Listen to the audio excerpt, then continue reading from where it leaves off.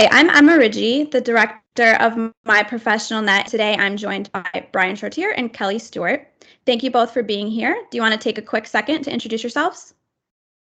Sure, go ahead, Kelly. Sure. Hi, I'm Kelly Stewart. I'm the account executive for Aaliyah. I've been with Aaliyah since before FRIA even, 20 years now, and working with home inspectors this entire time. I'm Brian Trotier. I'm the former Chief Operating Officer for FRIA and Aaliyah, and now doing some consulting work on home inspection and a number of other topics related to professional liability. Lenny asked me if I would be kind enough to share some of my experience in claims and triage of claims today. All right, thank you both. So today we're here to discuss some essential terms for a home inspection, and Brian has come up with a wonderful checklist. Do you want to start out by talking about why you created this checklist? What sort of things you're running into that led you to draw this up? Sure, Emma, I'd be happy to. There's a lot of regulation variety as it relates to the home inspection industry. In some states, you actually have to have a formal license. In other states, you have to sign on to follow certain standards of ethics and law. And in some states, you don't have to do anything except buy a business card and declare yourself a home inspector. So from a liability standpoint and an insurance standpoint, the industry is pushing hard to get every home inspector, regardless of the state they're in, to use a home inspection agreement to clearly define their relationship with the homeowner who has hired them, along with all the other parties to the real estate transaction, which could be real estate brokers or agents, can be the seller of the property, the buyer of the property, can possibly even be an insurance company who's writing insurance on a special purpose property. So there are a lot of different purposes for a home inspection, and that's why it's important that the industry sort of start with a standard that we all try to get an agreement signed before we do an inspection. And I think that's probably one of the most important points is you need to have your home inspection agreement in the hands of your client at least 24 hours before you actually conduct the inspection. And ideally, there would be an exchange of emails or a telephone exchange where you answer questions about the agreement. Keep in mind, you look at these agreements every day, but your clients may see one once every 10 years. And so you want to make sure they have a chance to ask questions. Sticking an agreement in front of somebody when you arrive in the driveway to do a home inspection is really a good way to give the judge an excuse to ignore your agreement if you do have a claim and you end up in court, because it's a consumer that you're dealing with. You're the presumed professional. As a result, it's the burden's on you to prove that you disclosed and informed your client of everything important. And having the time clock ticking while you stand in the driveway works against that argument. So you want to get your home inspection agreement out, reviewed, and signed a day ahead of time. Then when you show up, there may still be some questions, but at least you've got a written document. There was no time pressure for the client to sign it. And there's a pretty clear understanding about why you're there and what you're going to do. And I think that's probably the next most important point, and that is making sure that the client understands you can only report on what you see today while you are on site on the property. Things change. My furnace worked 2 weeks ago. Yesterday, when I went to turn it on, it didn't work. Well, gee, guess what? It wasn't that the furnace was broken, but sometime in the last 2 weeks, I had a rodent get into the furnace filter, chew on a small rubber line that provides air pressure to trigger the gas exchange going on. And with that tiny little hole, the whole thing wouldn't operate. Now, if a home inspector said 2 weeks ago your furnace worked fine, and then I went to turn it on 2 weeks later, I'd assume he missed something. In fact, that's not what happens. And so I think it's really important that the client understand you can only report what you see on the day you're on the property. And your home inspection agreement should make that clear. This is a snapshot in time. This is not a look back 90 days or guarantee 90 days forward, nothing will change.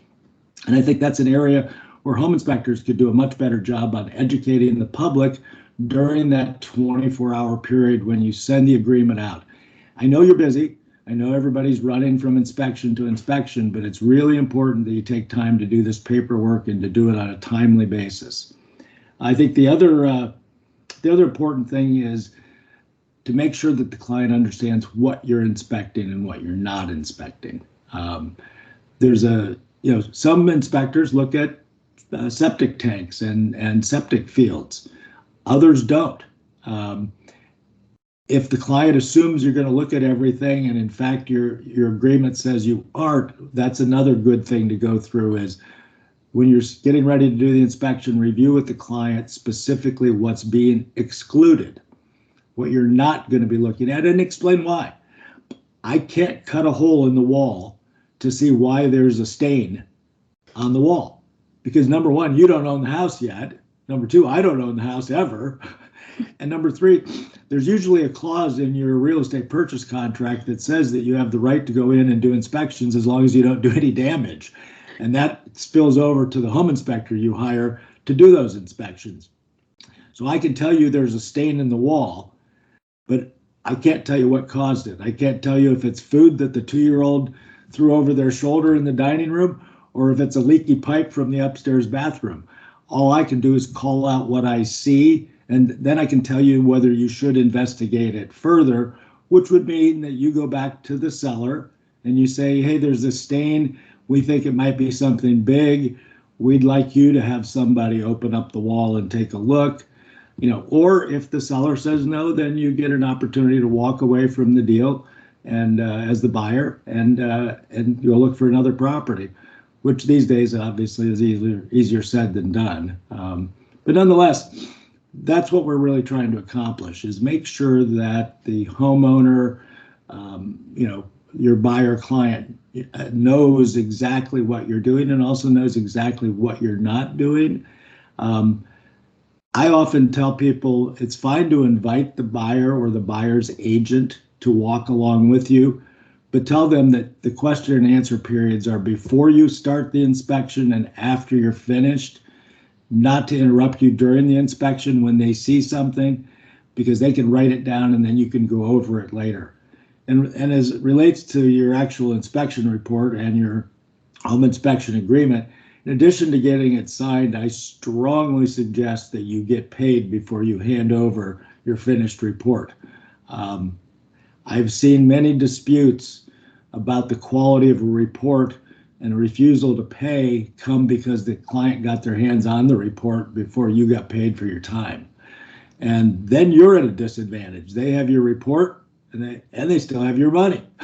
And at that point in time, it's an uphill battle for you to try to make sure that you can get paid, without them forcing you to change something in the report, perhaps, in order to get your money. And clients will do that. Kelly, I'm sure you can confirm that the clients of home inspectors can come up with some really novel claims and arguments when they feel like they have the upper hand.